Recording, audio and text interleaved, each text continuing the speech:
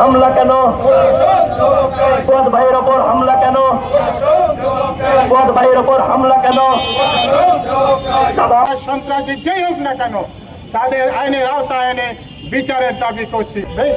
আসাদুজ্জামান ফুয়াদ ভাইয়ের তার উপর হামলা হয়েছে, হ্যাঁ, তার প্রতিবাদে আজকের এই বিক্ষোভ সমাবেশ।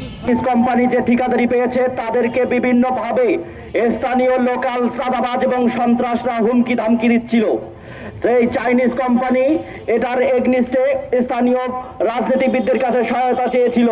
ফুয়াদ ভাই সেই ধারাবাহিকতায় স্থানীয় জনগণ এবং সাংবাদিকদের সাথে মতবিনিময় করতে গিয়েছিল এবং সাংবাদিক এবং স্থানীয়দেরকে চাঁদাবাজ এবং সন্ত্রাসবাদের বিরুদ্ধে সোচ্চার থাকার জন্য এবং সচেতন থাকার জন্য তিনি কথা বলতেছিলেন।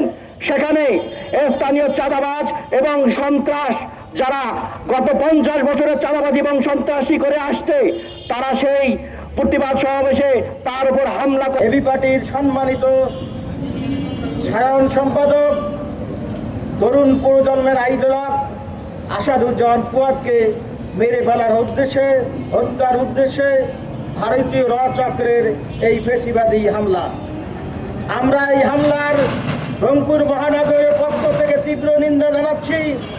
সেই সাথে এইসব হামলাকারীদের গ্রেপ্তারের জন্য বর্তমান ইন্দু সরকারের উপর জোর দাবি জানাচ্ছি। আগামীতে যেন বাংলাদেশের উদীয়মান শক্তির কোনো নেতার উপরে এরকম হামলা না। পূর্ববর্তী অবস্থা আমরা দেখতে পাচ্ছি বাংলাদেশের আইন শৃঙ্খলা নির্বাচনের যোগ্য নয়। এই আইন শৃঙ্খলা পরিস্থিতিতে নির্বাচন সুষ্ঠু সম্ভব নয়।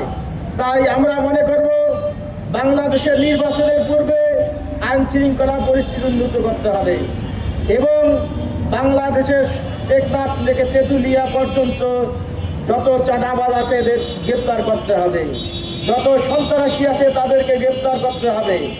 আমরা জানি জুলাই অভ্যুত্থানের সময় অনেক সরকারি অস্ত্র লুট হয়েছে, এইসব অস্ত্র এখনো সরকার উদ্ধার করতে পারেনি। আমরা চাই আইন শৃঙ্খলা পরিস্থিতির উন্নতি হোক এবং সর্বশেষে আসাদুজ্জামান ফুয়াদের হামলাকারীদের গ্রেপ্তার করে দৃষ্টান্তমূলক শাস্তির দাবি জানাই।